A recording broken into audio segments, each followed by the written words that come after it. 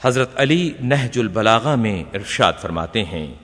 وہ علم بہت بے قدر و قیمت ہے جو زبان تک رہ جائے، اور وہ علم بہت بلند مرتبہ ہے جو اعضاء و جواہر سے نمودار ہو۔ حضرت علی علیہ السلام کا نہج البلاغہ میں ارشاد ہوتا ہے، تم میں سے کوئی شخص یہ نہ کہے کہ اے اللہ میں تجھ سے فتنہ و آزمائش سے پناہ چاہتا ہوں، اس لیے کہ کوئی شخص ایسا نہیں جو فتنے کی لپیٹ میں نہ ہو، بلکہ جو پناہ مانگے وہ گمراہ کرنے والے فتنوں سے پناہ مانگے، کیونکہ اللہ سبحانہ کا ارشاد ہے، اور اس بات کو جانے رہو کہ تمہارا مال اور اولاد فتنہ ہے۔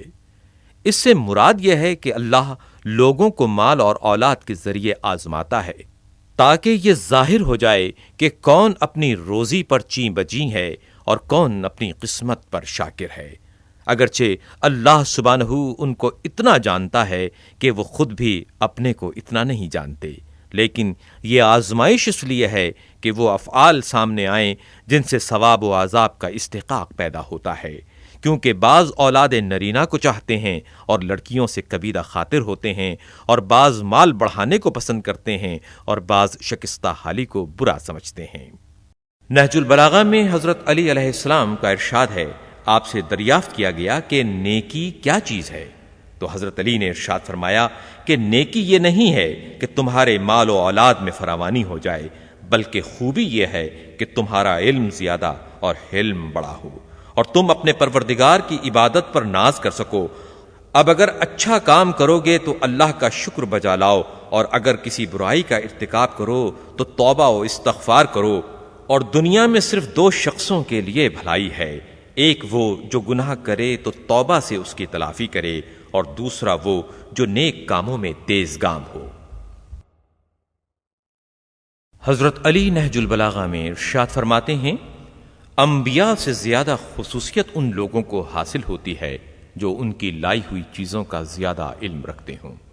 پھر آپ نے اس آیہ مبارکہ کی تلاوت فرمائی، ابراہیم سے زیادہ خصوصیت ان لوگوں کو تھی جو ان کے فرما بردار تھے،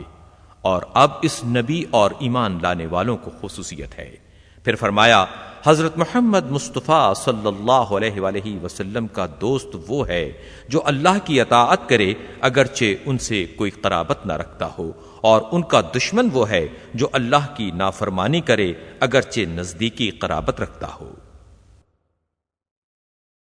امیر المومنین حضرت علی علیہ السلام نے ایک خارجی کے متعلق سنا کہ وہ نماز شب پڑھتا ہے اور قرآن کی تلاوت کرتا ہے، تو حضرت علی علیہ السلام نے ارشاد فرمایا، یقین کی حالت میں سونا شک کی حالت میں نماز پڑھنے سے بہتر ہے۔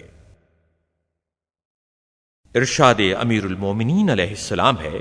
جب کوئی حدیث سنو تو اسے عقل کے معیار پر پرکھ لو، صرف نقل الفاظ پر بس نہ کرو، کیونکہ علم کے نقل کرنے والے تو بہت ہیں اور اس میں غور و فکر کرنے والے کم ہیں۔